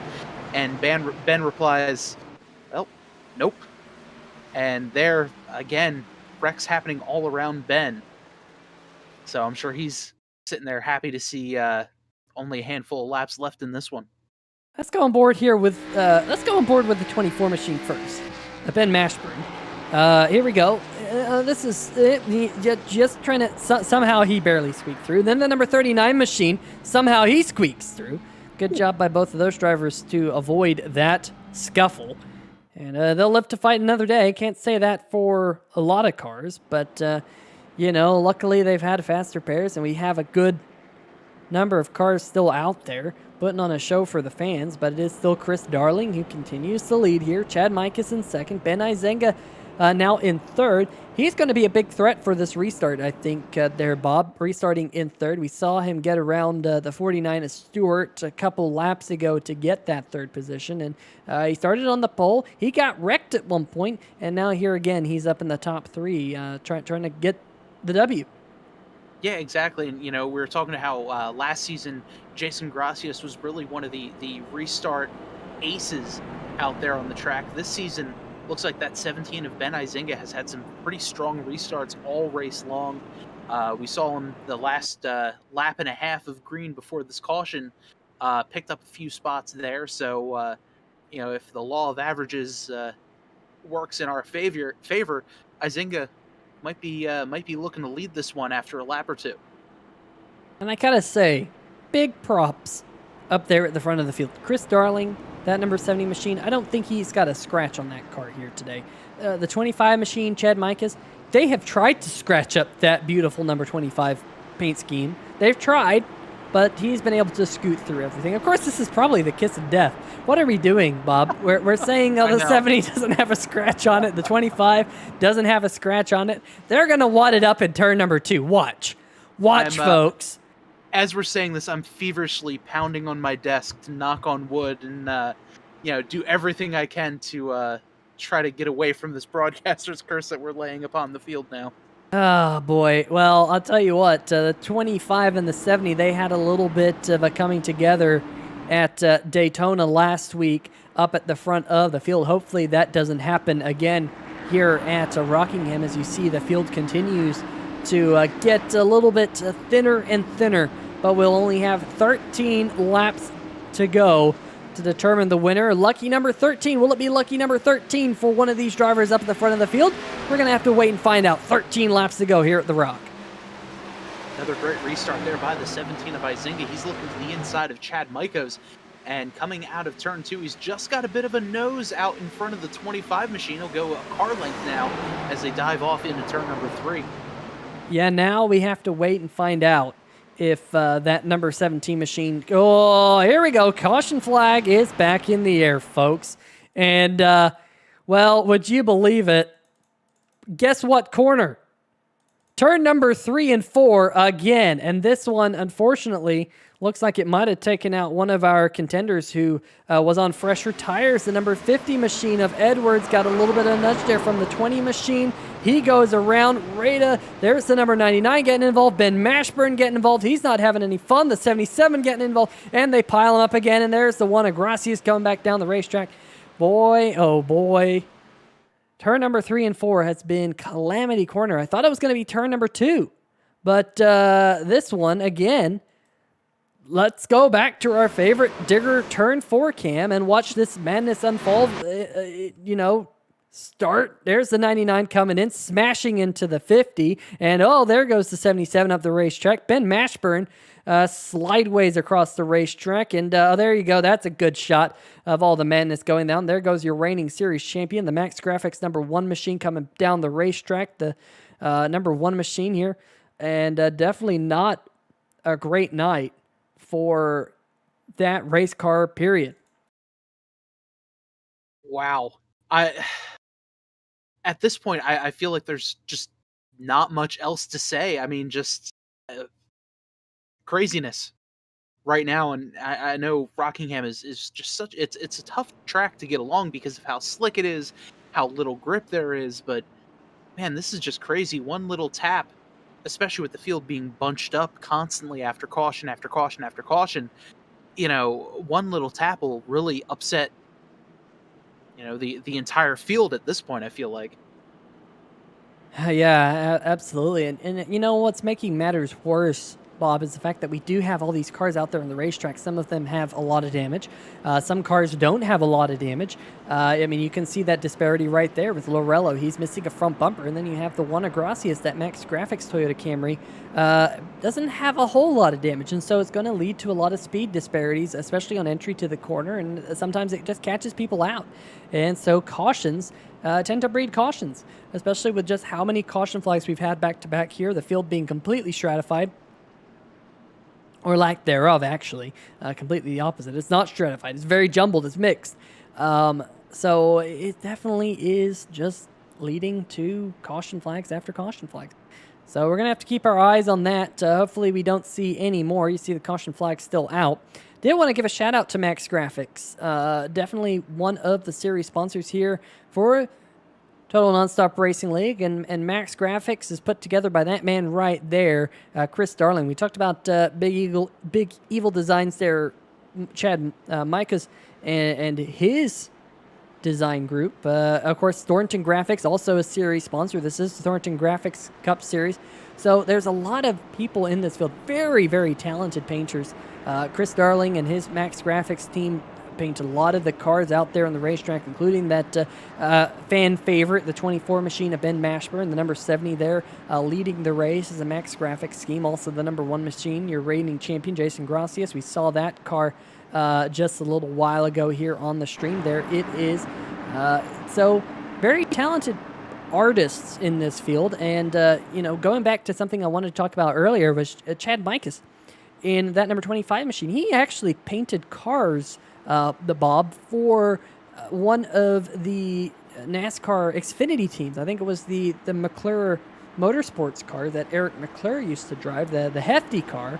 Was designed by that man right there in the 25 machine, Chad Micahs, I do believe. So, and speaking of that, Garrett Gleason there in the number 7 machine, he painted cars, he designed cars for the number 7 machine of Robbie Gordon back in the day. So a couple of real-world tangencies to NASCAR. But, well, put a pin in that one because the green flag waves, and you see a couple of these cars struggling with wheel spin on the restart. 8 laps to go. Now can we go caution-free as well? Almost contact there between Izenga and the 25 of Micahs as we're finally back green, coming to 7 to go this time by.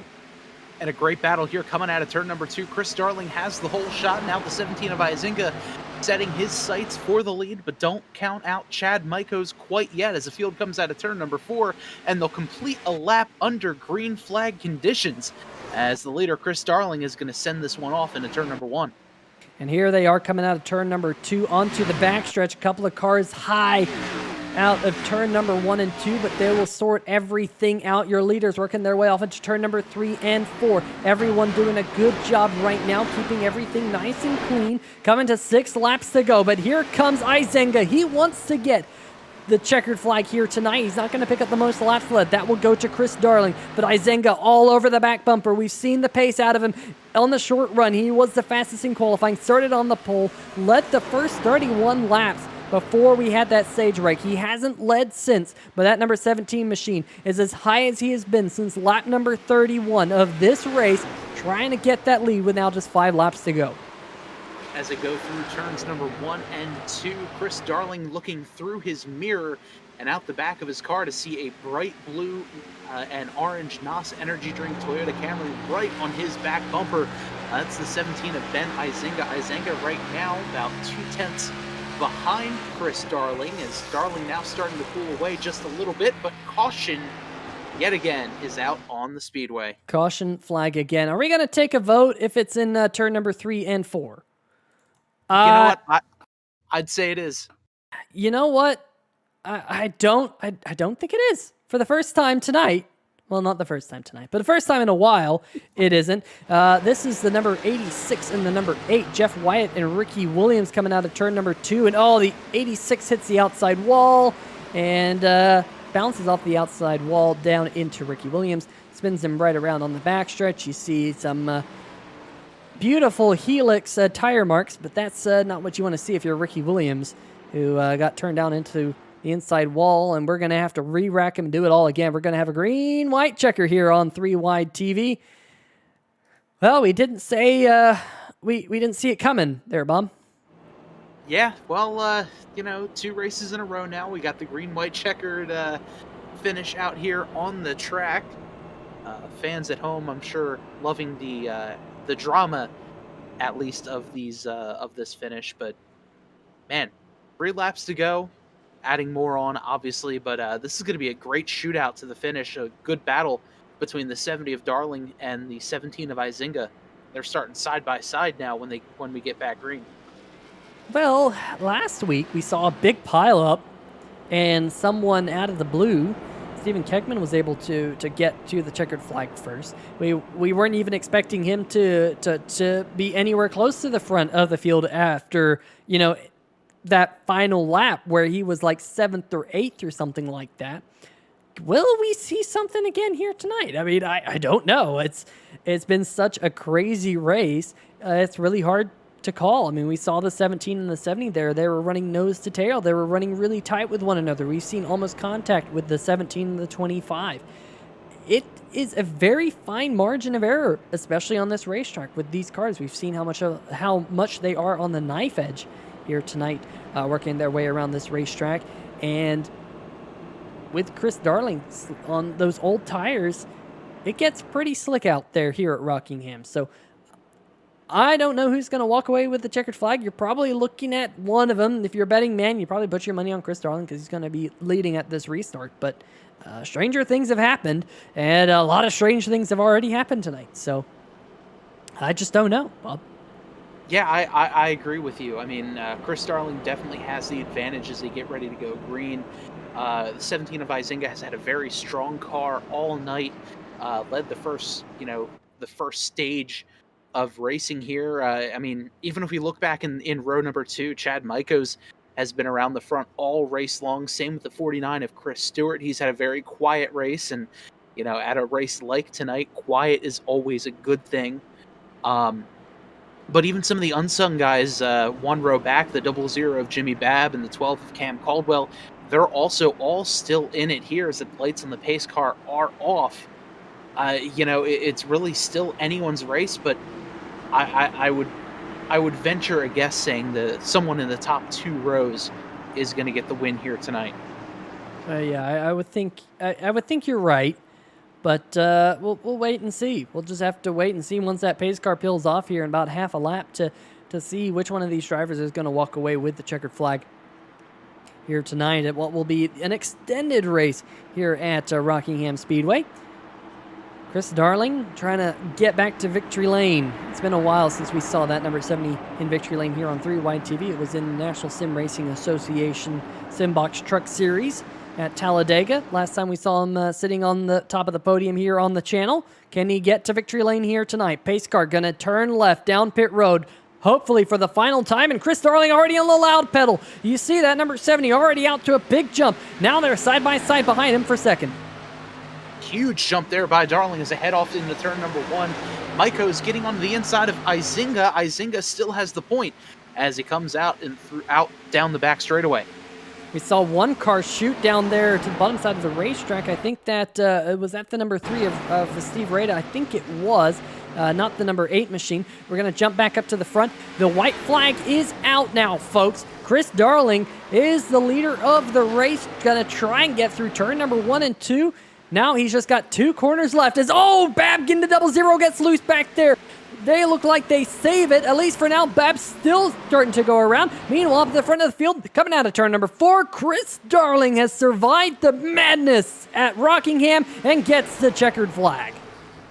What a race there by Chris Darling, and a great finish, great green-white checkered finish there for him.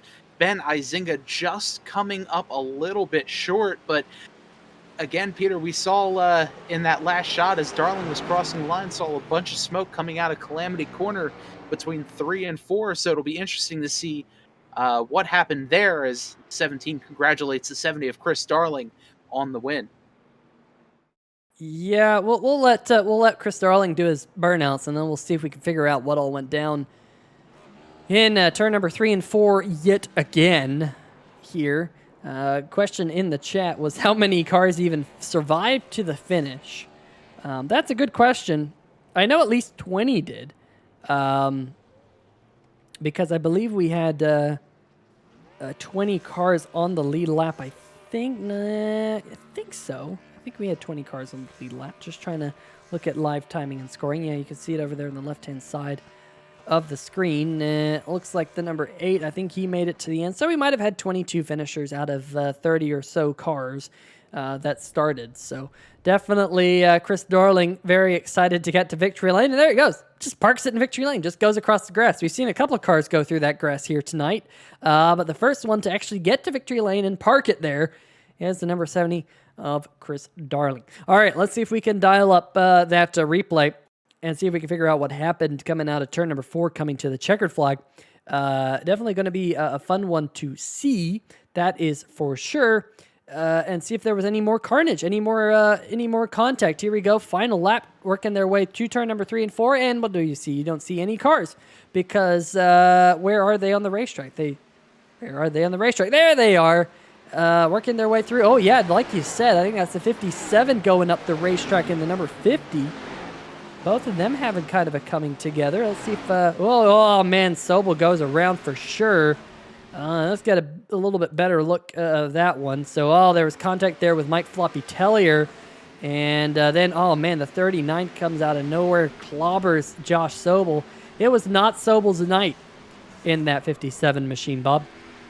Yeah, big green magnet there for trouble as I feel like every other wreck was somewhere around Sobel, with either Sobel driving through it, being involved in it, being sandwiched in the wall like we saw there, or a combination of getting into the wall, getting spun, and then getting clobbered as he's trying to save the car. So just not a fun night there for the 57 of Josh Sobel, and I'm sure he's one of the many drivers tonight that are glad this one is over. Yeah, there's, like you said, there's a lot of cars that are glad that tonight's over because the amount of carnage that we just saw here. Look at this. They were 3 wide going off into turn number 3. That just doesn't work here. There's already one down there on the inside. Fantastic save there out of the number 31 machine. But then there go 3 wide again. 3 wide usually just doesn't work, period. And Sobel definitely the car that got the bad end of that stick, succumbing all the way down to an 18th place finish here tonight. Well, folks, we are going to step away for just a brief moment. We're going to dial up some post-race interviews for you. They're going to be wild, so don't go anywhere. We'll be right back here on 3Y TV.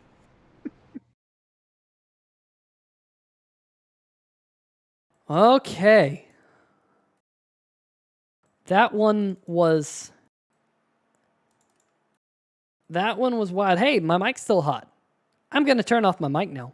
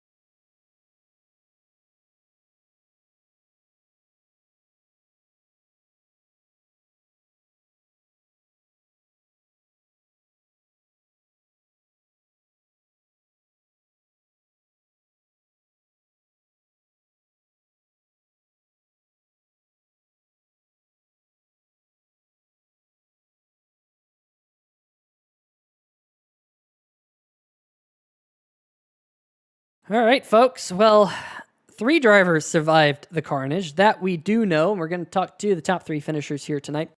Starting with the man who comes home in the 3rd position. Chad Mike is here in the booth with us. And Chad, we talked to you there mid-race saying that at that point we thought the race was going crazy, but it just got crazier and crazier and crazier as the night went on.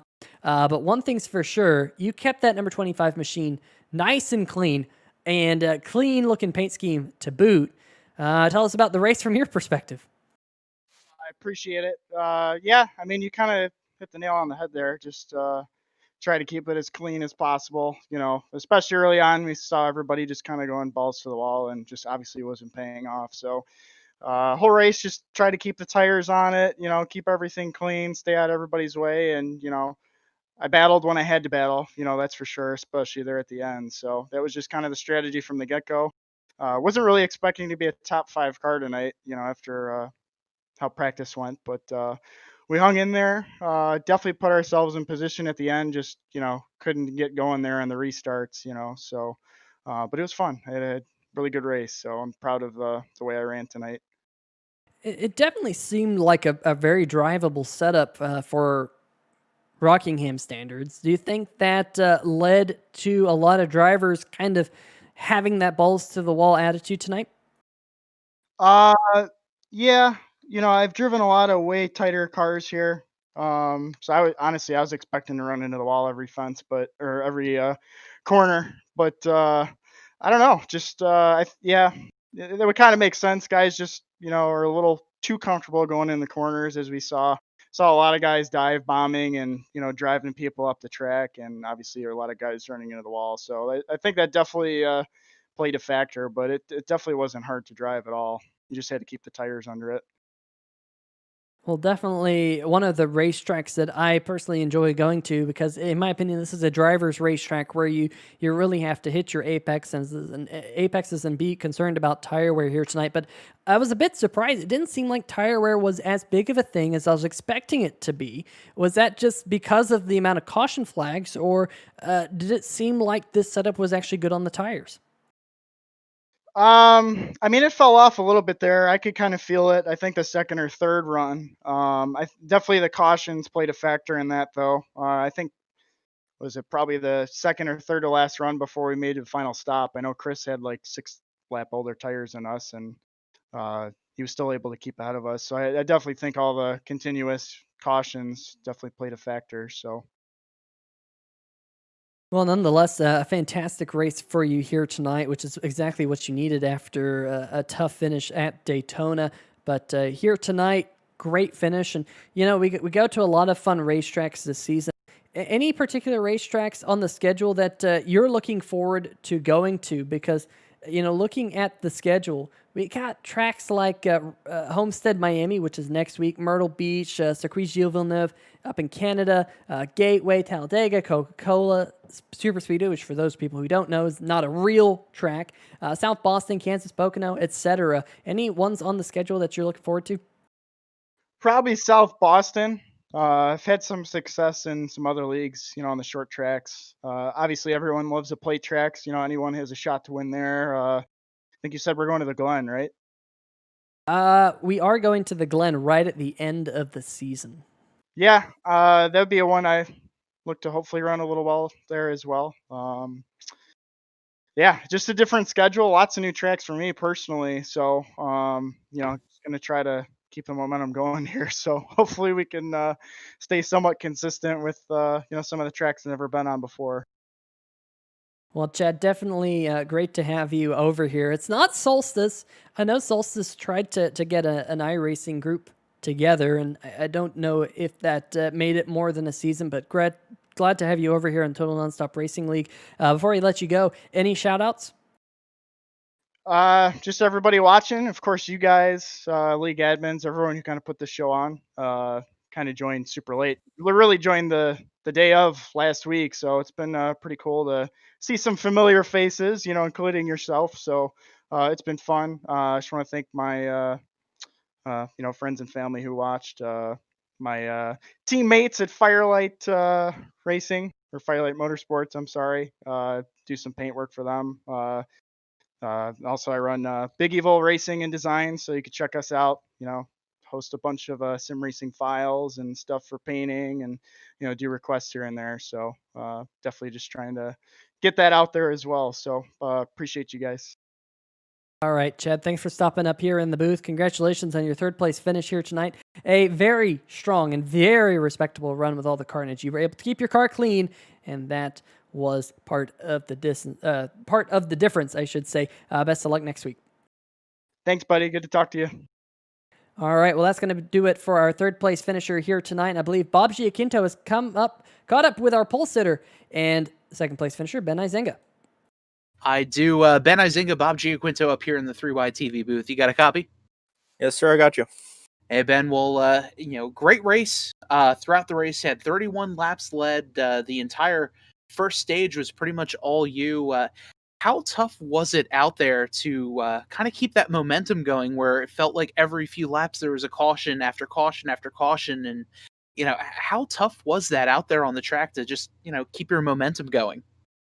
One of the toughest things in that first run for sure was the heat cycles, and the tires were just killing me. In iRacing, heat cycles are almost worse than just straight up tire wear, and it was getting pretty bad. And then kind of the more longer runs we had, it got a little bit better, but that was probably the worst part.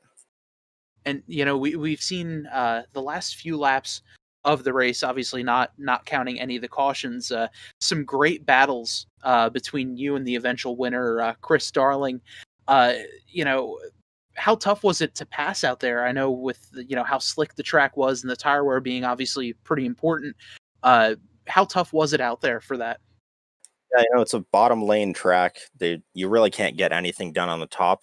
The racing group is so tight, you really can't fit cars too wide off of two at all, and it's hard to get a run off of there too. So, yeah, it's just hard to get around a lot of guys. I struggled all night with that. And you had a really fast car, especially on the onset of this race. Led, like I'd mentioned, the first 31 laps. Fell back through the field after pitting. And like you'd mentioned, the bottom groove track. How tough was it to get around the cars and just kind of slice your way through the field? Dodging wrecks, getting into a little bit of trouble on your own there as around like the midway point of the race as well.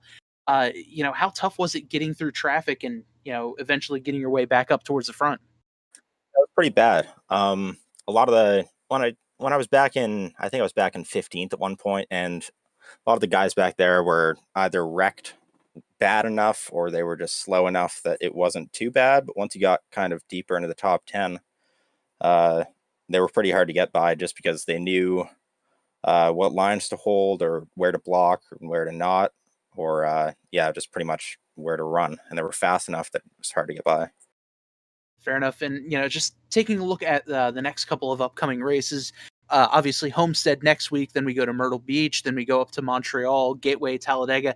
Any tracks that are coming up that you have a giant red circle on, saying, "Hey, you know what? This race is going to be mine." Or at least the one that you're looking forward to the most.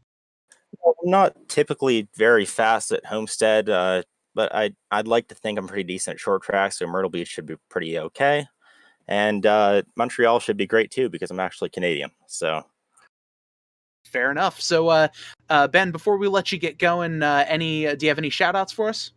Yeah, I want to thank S2R Racing, the guys I run with, Fatal Concepts, USCRL, all my teammates, you guys for broadcasting all these races. You guys do an awesome job.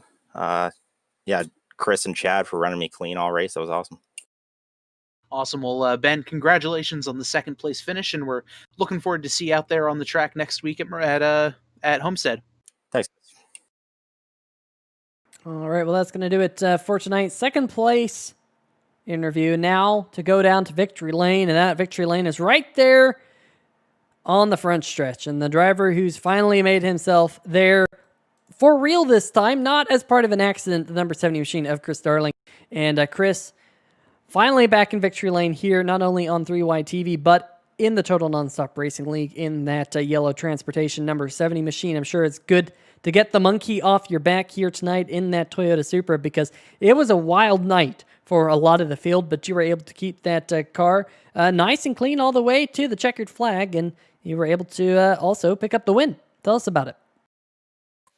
Yeah, it was a long night. A lot of cautions, but you definitely took the words out of my mouth. Definitely a monkey off my back. Been trying to win a lot of these and just not been going the right way for me.